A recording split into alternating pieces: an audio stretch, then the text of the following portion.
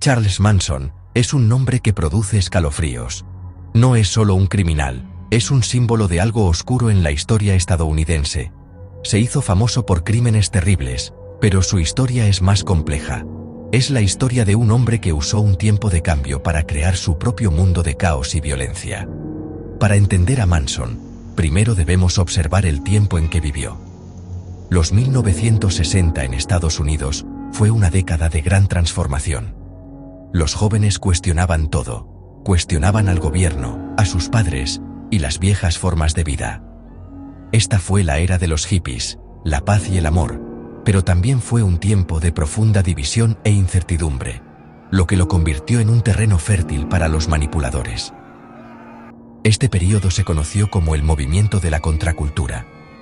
Muchos jóvenes dejaron sus hogares buscando una nueva forma de vivir. Querían libertad y un sentido de pertenencia que sentían que faltaba en la sociedad convencional. Fueron a ciudades como San Francisco, formando comunidades basadas en ideales compartidos. Experimentaron con música, arte y nuevas filosofías. Sin embargo, esta búsqueda de significado también hizo que muchos de ellos fueran vulnerables. A menudo eran jóvenes, desconectados de sus familias y buscando un líder, un gurú, alguien que les proporcionara respuestas en un mundo confuso. Charles Manson llegó a esta escena en el momento perfecto, listo para ofrecerles exactamente lo que creían que estaban buscando. Manson se presentó como un guía espiritual, un músico con profundas percepciones del universo. Era de baja estatura, pero tenía un carisma intenso que atraía a la gente hacia él. Podía mirar a alguien a los ojos y hacer que se sintieran vistos y comprendidos de una manera que nunca antes lo habían hecho.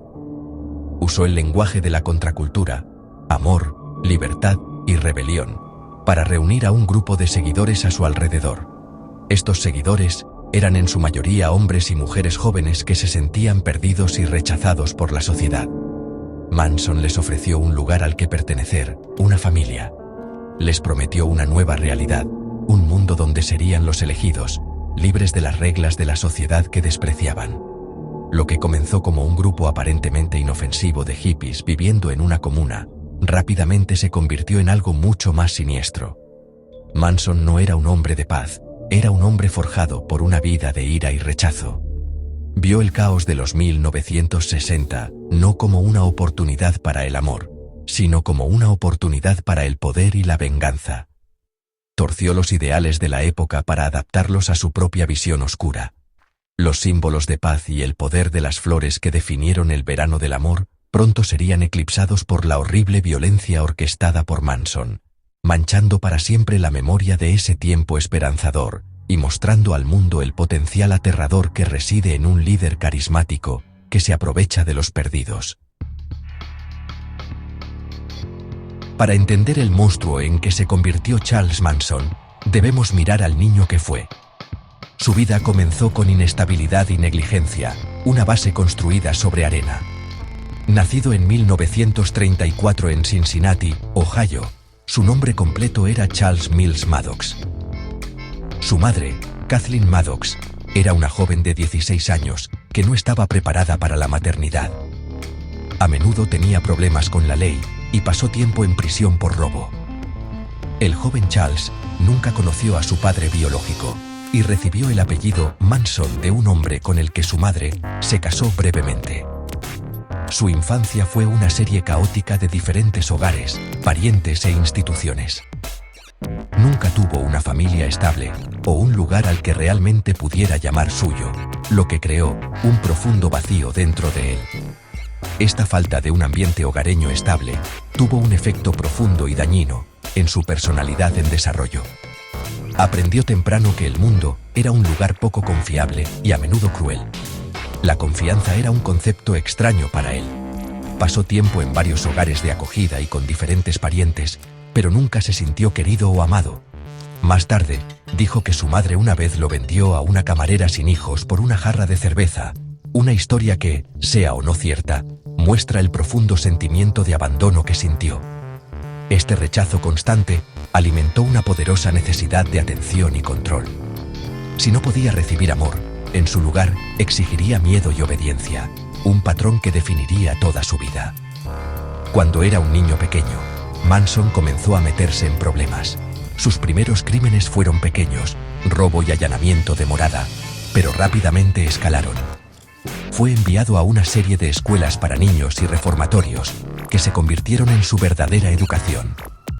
En lugar de ser rehabilitado, aprendió a sobrevivir en un ambiente brutal y violento. Aprendió a manipular a otros, a identificar sus debilidades y a usar esas debilidades a su favor. El sistema que estaba destinado a corregir su comportamiento solo sirvió para endurecerlo, agudizando las herramientas de control que luego usaría para construir su culto. Pasó más de su juventud y principios de la edad adulta tras las rejas que como hombre libre. Para cuando fue liberado de prisión en 1967, a la edad de 32 años, Charles Manson era un depredador completamente formado. Había pasado su vida sintiéndose impotente e insignificante, y estaba decidido a cambiar eso. Salió al vibrante y caótico mundo del verano del amor de San Francisco, no como un hippie esperanzado, sino como un maestro manipulador con toda una vida de práctica. Su difícil infancia no excusa sus futuras acciones, pero proporciona un contexto crítico. Explica la rabia arraigada, la necesidad desesperada de una familia que pudiera controlar, y la completa falta de empatía que le permitió orquestar algunos de los crímenes más infames del siglo XX. Cuando Charles Manson salió de prisión, encontró un mundo que era perfecto para sus habilidades particulares. Se fue al distrito de Haight-Ashbury, en San Francisco, el epicentro del movimiento hippie. Aquí, encontró exactamente lo que buscaba: jóvenes impresionables que habían rechazado a sus familias y buscaban una nueva. Manson, con su mirada intensa, talento musical y filosofía segura, rápidamente comenzó a atraer seguidores. Les ofreció refugio, comida y un sentido de propósito. Les dijo que eran especiales, que estaban viendo el mundo tal como era. Llamó a este nuevo grupo la familia, un nombre que prometía el amor y la aceptación que todos anhelaban. El método de manipulación de Manson era una mezcla poderosa e insidiosa de tácticas psicológicas. Usó una combinación de aislamiento, bombardeo de amor y miedo para obtener control total sobre sus seguidores. Primero, los aislaba del mundo exterior, de sus amigos y familias biológicas. Trasladó a la familia a lugares remotos, como el Rancho Span, un antiguo set de películas a las afueras de Los Ángeles. Esta separación física hizo que sus seguidores dependieran completamente de él para todo. Luego, los colmaba de atención y afecto, haciéndolos sentir como si fueran las personas más importantes del mundo. Él era su padre, su amante y su Dios, todo en un paquete carismático. Una vez que tuvo su confianza y devoción, Manson comenzó a desmantelar sus identidades individuales. Usó drogas alucinógenas como el LSD para desorientarlos y hacerlos más abiertos a sus sugerencias. Durante estos viajes de ácido, predicaba sus filosofías extrañas, borrando las líneas entre la realidad y el engaño. Controlaba cada aspecto de sus vidas, desde lo que comían hasta con quién se acostaban. Creó un ambiente donde su palabra era ley, y cuestionarlo era impensable. También usó el miedo y la humillación para mantener a todos en línea. Cualquiera que mostrara signos de duda o desobediencia sería avergonzado públicamente, creando un poderoso incentivo para conformarse al pensamiento del grupo.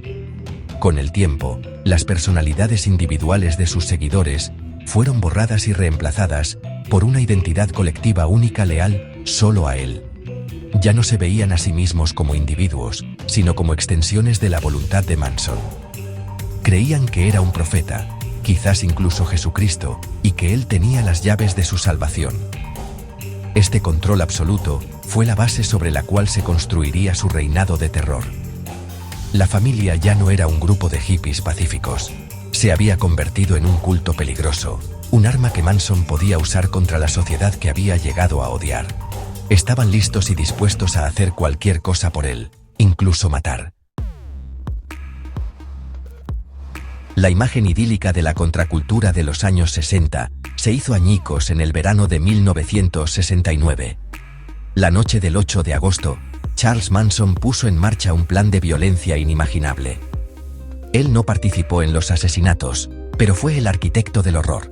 envió a 4 de sus seguidores más leales, Tex Watson, Susan Atkins, Patricia Krenwinkel y Linda Kasabian, a una casa en el 100050 de Cielo Drive, en una zona rica de Los Ángeles. La casa era alquilada por el director de cine Roman Polanski y su esposa, la actriz Sharon Tate, embarazada de 8 meses y medio. Manson les dijo a sus seguidores que fueran a la casa y destruyeran totalmente a todos los que estuvieran allí, de la manera más horrible posible. La escena de esa noche fue de pura carnicería. Los seguidores, actuando bajo las órdenes de Manson, asesinaron brutalmente a todos los que encontraron.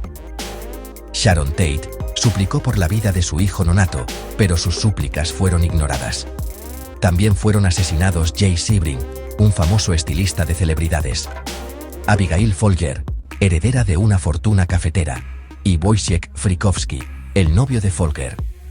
Un joven llamado Steven Parent, que solo estaba visitando al cuidador de la propiedad, también fue baleado y asesinado mientras intentaba irse. Los asesinos no mostraron piedad, usando cuchillos y un arma para llevar a cabo el ataque. Antes de irse, Susan Atkins usó la sangre de Sharon Tate para escribir la palabra "pig" en la puerta principal, un mensaje escalofriante destinado a incitar miedo y confusión. La noche siguiente, Manson decidió que los primeros asesinatos no habían sido lo suficientemente caóticos. Quería mostrarle personalmente a sus seguidores cómo debía hacerse. Esta vez, fue con 6 miembros de su familia: Tex Watson, Susan Atkins, Patricia Krenwinkel, Leslie Van Houten, Linda Kasabian y Steve Clem Grogan. Condujeron al azar por Los Ángeles hasta que Manson seleccionó una casa en el 3301 de Waverly Drive. La casa pertenecía a un rico ejecutivo de supermercados llamado Leno LaBianca y su esposa, Rosemary. Manson y Watson entraron y ataron a la pareja. Luego se fue, instruyendo a Watson, Krenwinkel y Van Houten que los mataran, abandonando la escena antes de que ocurrieran los asesinatos. Los asesinatos de los LaBianca fueron tan brutales como los de la noche anterior. La pareja fue apuñalada docenas de veces.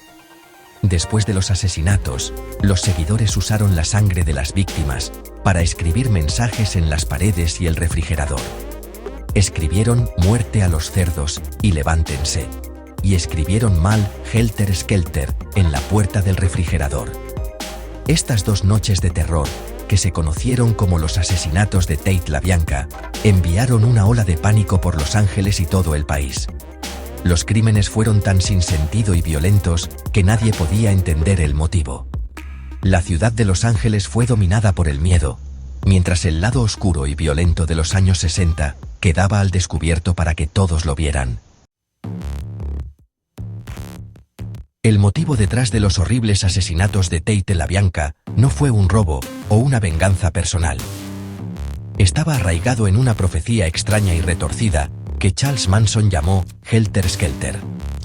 Tomó el nombre de una canción del álbum de los Beatles de 1968, comúnmente conocido como el álbum blanco.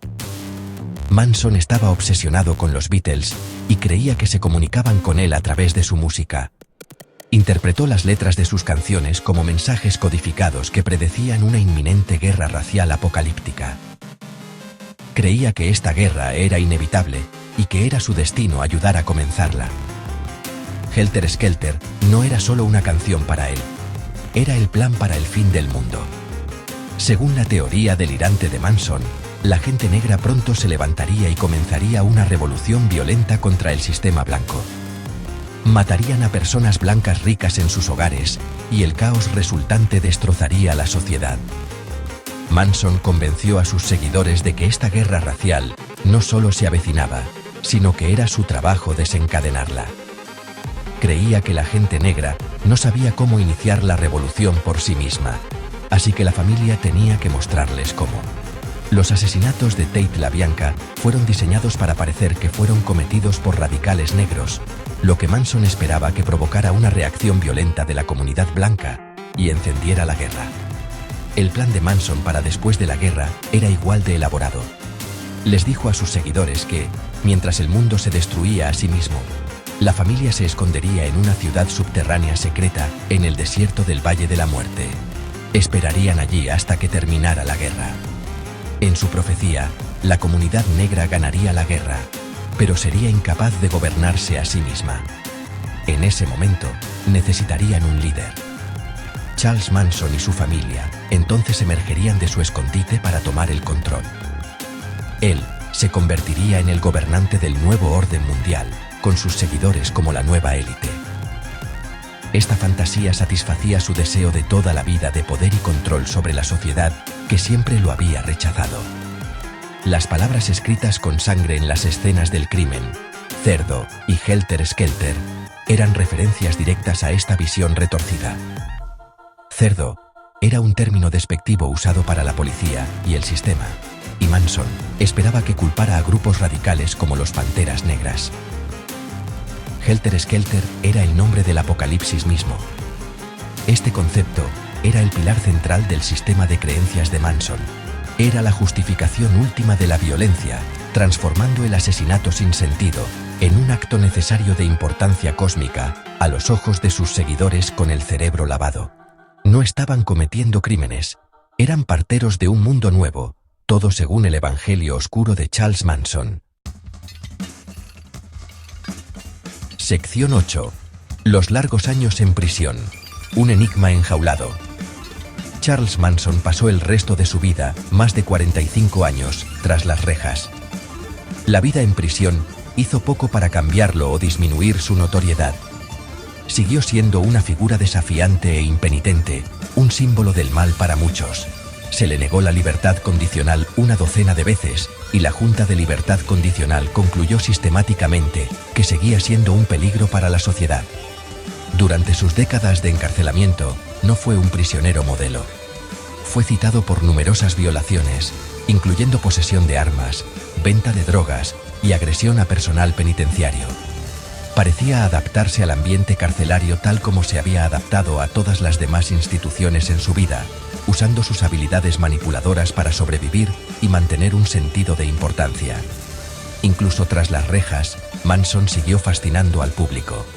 Concedió numerosas entrevistas a periodistas y equipos de televisión a lo largo de los años.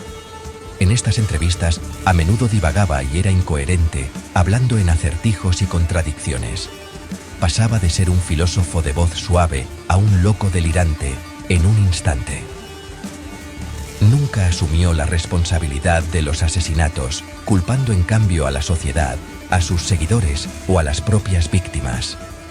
Estas apariciones en los medios lo mantuvieron en el ojo público, reforzando su imagen como un enigma misterioso y peligroso. Cultivó una persona extraña, asegurándose de no ser olvidado, lo que quizás fue su objetivo final. Durante su tiempo en prisión, Manson siguió recibiendo cartas y atrayendo una extraña colección de nuevos seguidores del mundo exterior.